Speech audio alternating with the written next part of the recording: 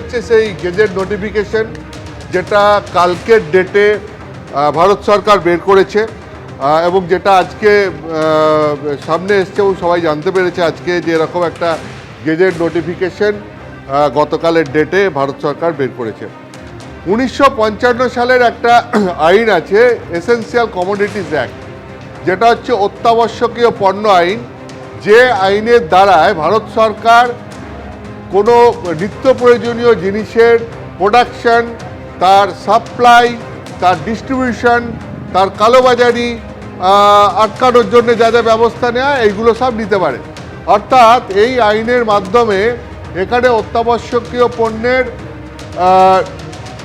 মানে তার ডিস্ট্রিবিউশন, তার প্রোডাকশন, কিভাবে সেটা সাধারণ মানুষের হাতে পৌঁছাবে এবং তার হোর্ডিং অর্থাৎ সেটার মজুতদারি কিভাবে আটকানো যাবে এবং কালোবাজারি কী করে আটকানো যাবে, এই আইনে দ্বারা সেটা করা হয়ে থাকে।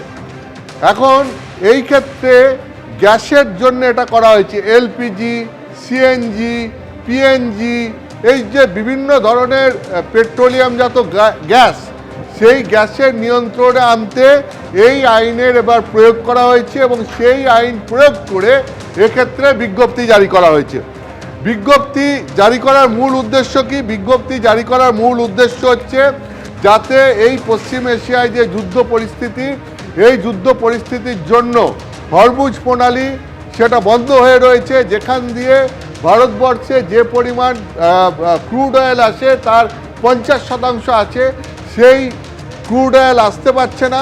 অর্থাৎ মানে খুব স্বাভাবিকভাবে বলতে গেলে পরে যে ক্রুড অয়েলের যোগানে এই মুহূর্তে ভাটা পড়েছে, ফলে দেশের তৈল শোধনাগারগুলো থেকে যে পরিমাণ তেল উৎপাদন হওয়ার কথা বা এই লিকুইড পেট্রোলিয়াম গ্যাস উৎপাদন হওয়ার কথা সেটা মোটেও হচ্ছে না। ফলে তার নিয়ন্ত্রণ না নিয়ে আসা গেলে পরে এক্ষেত্রে জনজীবনে প্রভাব পড়তে পারে, যে প্রভাব ইতিমধ্যে পড়তে শুরু করে দিয়েছে।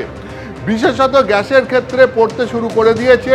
চাহিদা মতো গ্যাস পাওয়া যাচ্ছে না, বিশেষত বাণিজ্যিক ক্ষেত্রে চাহিদা মতো গ্যাস তো পাওয়াই যাচ্ছে না। ইতিমধ্যেই ভারতবর্ষের বিভিন্ন শহর থেকে ব্যাঙ্গালোর, মুম্বাই সহ আমাদের একদম এই কলকাতা শহর, সেখান থেকেও বিভিন্ন রেস্তোরাঁ বন্ধ হয়ে যাওয়ার খবর আসছে। তার কারণ তারা জ্বালানির জন্যে পর্যাপ্ত গ্যাস পাচ্ছেন না এবং পরিস্থিতি যে যথেষ্ট সংকটজনক হতে চলেছে বা তার একটা আশঙ্কা রয়েছে, সেটা ভারত সরকারের এই বিজ্ঞপ্তি জারির মধ্যে দিয়েই বোঝা যাচ্ছে। এই বিজ্ঞপ্তিতে মূলত কি বলা হয়েছে? এই বিজ্ঞপ্তিতে মূলত বলা হয়েছে যে 4টি ক্ষেত্র তারা প্রায়োরিটি দেবে এবং এই অগ্রাধিকারের তালিকায় কিভাবে রাখা হয়েছে। প্রথম বলা হচ্ছে এই অগ্রাধিকারের তালিকায় রাখা হচ্ছে সাধারণ বাড়ির রান্নার গ্যাস এবং একই সঙ্গে যানবাহনের জন্য যে গ্যাস দরকার হয় অর্থাৎ সিএনজি, সেই সিএনজি, এলপিজি, সিএনজি বা ডোমেস্টিক পাইপ ন্যাচারাল গ্যাস মানে যেটাকে পিএনজি বলা হয়, এইগুলোর সাপ্লাই যাতে স্বাভাবিক থাকে, 100% থাকে, সেটাতে সবথেকে বেশি গুরুত্ব দিতে হবে। দ্বিতীয়ত কি? দ্বিতীয়ত হচ্ছে সার কারখানা, কারণ কৃষকদের নিয়মিত সার লাগে। এই রাসায়নিক সার কারখানায় যে গ্যাস সাপ্লাই সেইটা যাতে ঠিক থাকে, অন্তত গত 6 মাসের গড় হিসেব অনুযায়ী 70% সাপ্লাই যাতে বজায় থাকে, তার জন্য অগ্রাধিকারের তালিকায় এই সার কারখানাগুলোকে দ্বিতীয় স্থানে রাখা হয়েছে। তৃতীয় স্থানে কি? তৃতীয় স্থানে হচ্ছে যে চা শিল্প সহ বিভিন্ন ইন্ডাস্ট্রিয়াল প্রয়োজনে যেখানে যেখানে গ্যাসের প্রয়োজন হয় সেখানে সেখানে গ্যাসের সরবরাহ 80% ঠিকঠাক রাখতে বলা হয়েছে।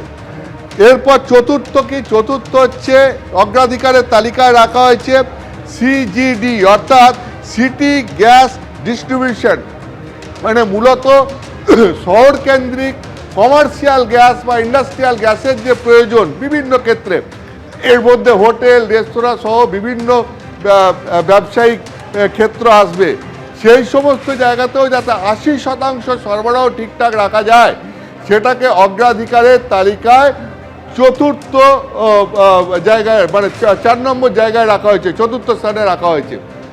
এখন খুব স্বাভাবিকভাবেই তুমি বুঝতে পারছো, তার মানে সরকারের অগ্রাধিকারের তালিকায় একবারে প্রথমে হচ্ছে যে মানে সাধারণ মানুষের ঘরে রান্নার গ্যাস সেই সাপ্লাই ঠিক রাখা এবং যানবাহনের জন্য যে গ্যাস দরকার হয় সেই সাপ্লাই ঠিক রাখা।